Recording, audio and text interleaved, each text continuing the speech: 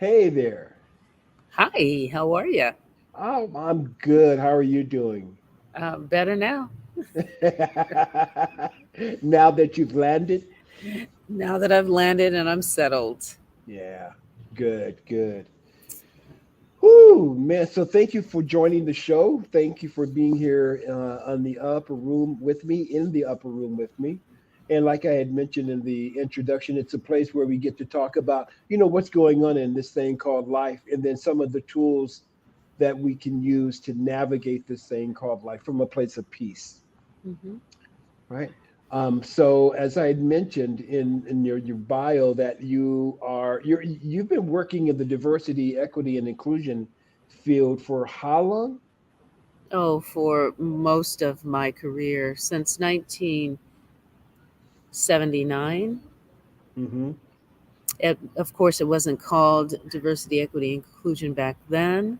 Actually, I managed a training function back then, and the organization lost a class action suit, and it was brought against the organization by women. And the organization realized that if women have a case, then people of color probably would have a case. And so they put me in that position to manage that whole settlement process, which meant that we had to provide training and development opportunities for women and people of color to advance in the organization on par with their white male counterparts. So that began my journey into this space, and it's evolved over the last 40 years. So as I said back then, we didn't call it diversity, equity, and inclusion. It was affirmative action. It was efficacy. It was so many other things. And for a decade or so, it was just diversity. And then they added the inclusion part because they realized that you can have diversity, but people still don't have equal or equitable opportunity and access. And so, as that became more pronounced, then of course, we just continue to add more alphabets. So, we added the equity and then the inclusion. And current day, there are so many other letters that get added on the end. Like A is accessibility, Huh. B is B is belonging. And so as the societal needs change, so do the acronyms. And the work is ostensibly the same, but it has to be a lot more explicit, I think, so that organizations understand what people are really demanding, wanting, needing, and expecting. Yeah, you said something interesting that I had to write down, and I have a question about this. As society changes, so then we add more of the alphabets, right? Hmm. Um, but has society really changed all that much? I mean, because we've been dealing with this sort of thing or the need for this thing for a long time. Yeah, well, actually, what happens is, and because I've had longevity, I have been able to discern patterns. And so there are times when there is focus and movement and emphasis on diversity, equity, and inclusion. And then there are other times when it's not even mentioned. It's um, no resources are going towards that. Organizations aren't even concerned about it. So most recently, of course, it was 2020 that it was put back on the spotlight. And that was because of what was going on in our country in response to the killing of George Floyd. And so many organizations made these public commitments and announcements to DEI. However, I wrote an article predicting, again, because of my longevity, that I hope that it is a movement and not a moment. Mm. And then what we did see is that it was a moment. The commitment was high verbally. Some organizations demonstrably, made commitments, financial and otherwise, and others just paid lip service to it. And so I read a study very, very recently that the focus is on DEI is on the decline yet again, but I wasn't surprised by that because I've seen it so often. Hmm. Yeah. Why do you think there is a decline? Do they continue to lose the interest in this, or it was just something a bandwagon to get on at that time? It was a bandwagon to get on at the time, and you did not want to be an outcast. You did not want to be the organization that didn't go public in support of DEI. And so when you have major players, stepping up, stepping out, you have to step up and step out to be in good company. But again, it was a moment, and there was a lot of outrage in terms of what people witnessed live on camera. And so that's what it takes in order um, to create a movement and for there to be a groundswell of interest. However, unless the commitment is there, it's not sustainable. And so Right. those organizations that are deeply committed, they're the ones that were already um, doing things and making inroads, and the other ones, as you say, your term was just jumped on the bandwagon. But the commitment really wasn't there. The dollars really weren't there. We also saw people being put into positions of director of DEI, VP of DEI, and these people have no qualifications. They are, you know, they were there, the right place, right time kind of thing, right demographic, and they really were being set up for failure, not success. And that was another one of my concerns. And so it has unfortunately come to pass. Yeah. Yeah. Yeah. You know, why do you think let me ask this question. What, in your opinion, Michelle, is the importance of inclusion and equity? Because diversity just is. It just Right, is. right. Well, see, the thing is organizations are already diverse, but is there participation on every level of all of the historically marginalized groups? And the answer today, July 12th, 2023, is still no. And so it's one thing to have diversity, it's another thing to include folks, to give them access, to give them opportunity to to be represented in parity with the composition of the areas where organizations exist and where they do their business, or even if it's a spiritual community, where they're domiciled. But we don't see that egalitarian approach current day. So we still need legislation to hopefully stay in the consciousness of organizations so that folks are considered, folks are included, say in the candidate pools, the hiring pools, promotional pools, things of that nature. Without that, you still just have a few of the very progressive organizations that recognize the business imperative for diversity, equity, and inclusion. Hmm. Yeah. You know, I'm listening to you speaking. What comes to mind is experiencing equity and inclusion, not just in an organization per se, but in society, in where folks live.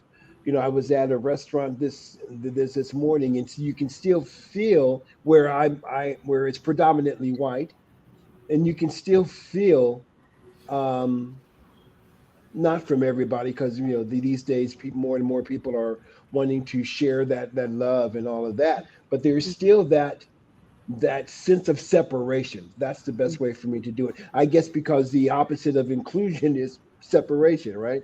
Yes, Yeah, yes, yeah. absolutely. Well, you know, I was in Montreal last week, and I have to admit that there may be some undercurrents that I just didn't experience it. I didn't feel it. I didn't see Right. it. I didn't witness it. But talk about diversity. It is, in my opinion, even more diverse than New York City. And that's because you don't see any majority. So in New York City, you still see a majority.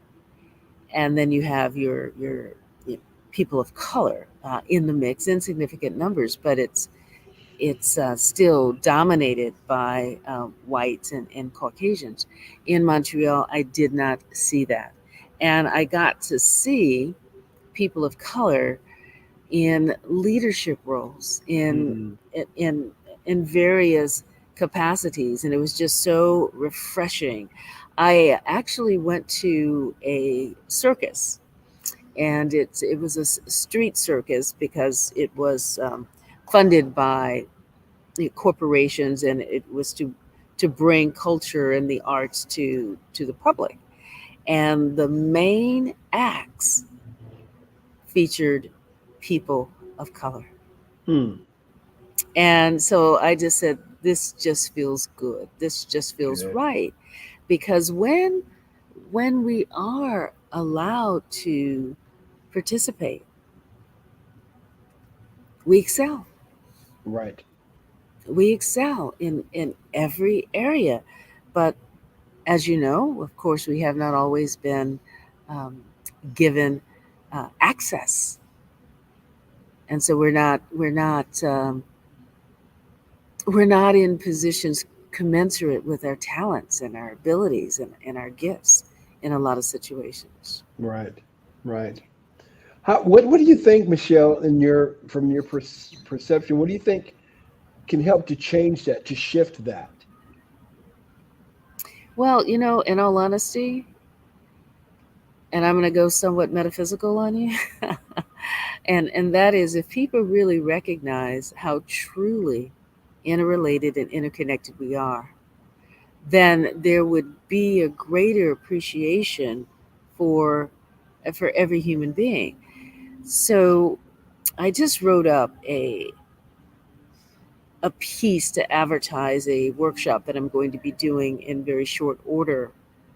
And it's all about oneness. And I said in that piece that if people had any question, any doubt about how related, how interconnected we are, then just go back 2 weeks ago to the Canadian wildfires. Hmm. So the wildfires were in North America, in Canada specifically, but all the way down to the Caribbean. We breathed the same air. We breathed the Yeah. smoke. And Yeah. sometimes you could even see some of the particles from the fire in our air. So the world is not as big as people think that it is. Right. We breathe the same air. Hmm. That was a perfect example of that. Yeah. And and I hope people see that as such, that we really are all in this together, and what is experienced someplace else in the globe can be felt where we are. Yeah. We're thousands of miles removed, but we still felt the effects of those wildfires. And Right. so if folks could just be present to that and up level their compassion for each other, for one another, then I think that we wouldn't have a need for DEI, say, initiatives, programming, legislation. It would just be the norm. It'll just be the norm, right? Yeah. Yeah. When and I love the way that you began that, right? When everybody starts to recognize, that is within me is within you, and that we all really truly want the same thing. Hmm. We really do. Once we can start to recognize, I mean, really, really get that, life changes, Hmm. Hmm. and not that it's a gloom and doom, but because there's a lot of stuff going on in the world and has been for a while, for a number of years. And I believe that it's just a part of the process of us waking up to who we are. At least Yeah. that's my hope. Yeah. It's a very deep slumber. Yeah, right. It truly is a deep slumber. Yeah, and it's hard for a lot of folks to wake up from. Oh, because I'm used to this dream. Yes. Yeah, Yes. I know it. I'm familiar with it. yeah, yeah. And if things were to change, then there would be different requirements of me, effort, energy. And you know what? I don't want to expend that kind of energy. Which takes me to this phrase that we've been hearing for a number of years now, right? A world that works for everyone. Well, but what if me not doing anything to change this works for me? Interesting point of view. Hmm. What Hmm. if this works for me? Yeah, yeah, And it works for a lot of other people, and so that's why they want to maintain the status quo, yeah. because they're the beneficiaries, right? Whew. Yeah, It's yeah, the ones who uh, are not on the receiving end of opportunity, the ones who are advocating for more, advocating for inclusion, yeah. advocating for meet me where I am, accommodate my needs, because equality doesn't work. Hmm. Equality is the same thing for everyone. Well, everyone's needs are not the same. Right. Wow. Wow. True. Meet me where I am. That's equity. Right. That's a pretty powerful, subtle distinction. Hmm. Hmm. Wow. Subtle but powerful. Yeah. Yeah. Huh. So there's a there has to be, I believe, I know a spiritual component to this inclusion and equity, which I guess you spoke to when you said when everybody can recognize that everybody, so forth and so on. Um, go ahead. No, I was just going to say the spiritual aspect of that, of course, is elevating in consciousness and awareness of this connection. And unless people put forth the effort and devote some time and some energy, they will not get there. They will Right. not get there. And so when they can value every human being just because they are, nothing else, Yeah. just because they are, because they exist, they deserve dignity, they deserve respect, they deserve inclusion, they deserve opportunity.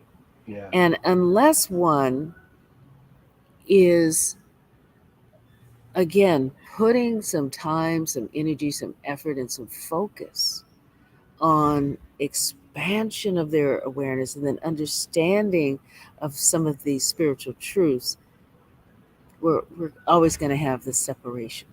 Yeah. Yeah. Putting some time and effort on the expansion, and then also being aware, for me sometimes, being aware of where I'm not expanding, what's keeping me wanting to hang on to this, right? Even though I may think that it works, but it really doesn't work. What keeps me from looking at it so I can be free? Yes, This it takes work. It takes a willingness because absolutely. because looking at self, what was that I heard? Blame, I blame mothers because looking at me ain't easy. BLAME. Because looking at me ain't easy. Uh, uh, Yeah, yeah. But as I look at me and start to want for others what I want for myself. yes, Yeah, yes. yeah, And it takes an evolved spirit to want that. yeah. The way that folks have been conditioned and programmed, particularly in this culture within the United States. It's a capitalistic society, and you know people want what they want, and they have their version of the American dream, and they are in pursuit of that. And there's not this communal kind of worldview. It's more of a individualized, rustic worldview.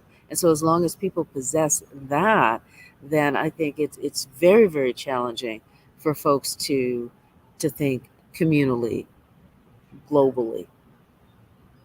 Yeah. Good stuff. Good stuff.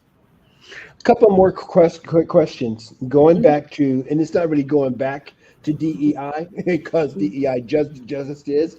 mhm. Um,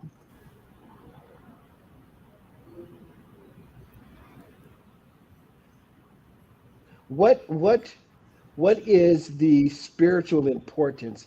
No, that's just asking the same question. Let me ask this: how do you think spirituality fuels interesting diversity, equity, and inclusion? How do you think spirituality fuels that? Well, I believe that when people really get down to the essence of who they are, and they live from that essence, they express it. It's never it's never destroyed. It will never cease to be. When they understand that, then they move into higher states of being. They move into their higher selves, the selves that we were created to personify here. So we are made in the image and the likeness of the Most High, of the divine. And so when people come to that realization, they show up differently, they behave Mhm. differently. But as you were saying, folks are asleep and they need to be awakened. And if they're in this awakened state, they need to be reminded. Right. And so that's where the spirituality comes in. It goes all the way back to what consciousness is the ground of all being, right? And so it goes back to that point, to that place. And there's just so many people that are so far removed from that and live from ego and are driven by ego. And so the ego's role, as you know, is to protect itself. And in protecting itself, it means that you don't necessarily want to upset the status quo. You've Right. somewhat mastered this. You're conditioned, you're programmed, and to start to shift your worldview, to start to allow others in, it could be debilitating to the ego, if you will. So the ego's going to do its role, and that is maintain status quo, keep people where they are, and if that happens, then of course they're not evolving to higher states of being, to higher states of awareness and consciousness. Yeah. Yeah. And that's a pretty courageous thing to want to be willing to do, to allow others in, Hmm. to allow others in. Rev, before we go, Mhm. I have a question. What is it that you want the audience to know? What do you want to leave them with?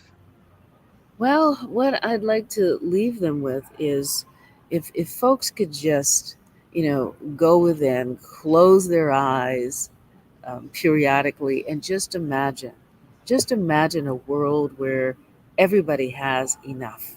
They have enough food, they have enough drink, they have decent housing, they have um, uh, clothing, they have opportunity, ways to earn a living. How much more peaceful our world would be. We would have far less violence because a lot of the violence and a lot of the crime that we experience in this country is because people just don't have enough and they need to get it.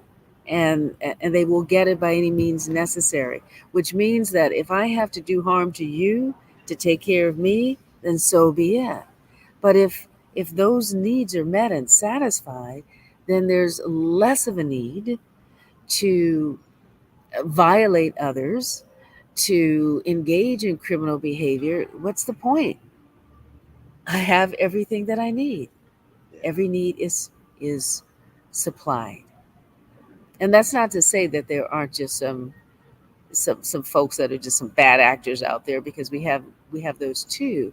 But I really believe that they are atypical. I really believe that they are the outliers, and that generally, most people are good inherently. They are good. Yeah. Yeah. You bring. Thank you so very much for giving us that action step, right? To imagine. Imagine a life where all needs are met. Imagine that. One of the greatest powerful tools we have to our disposal is imagination.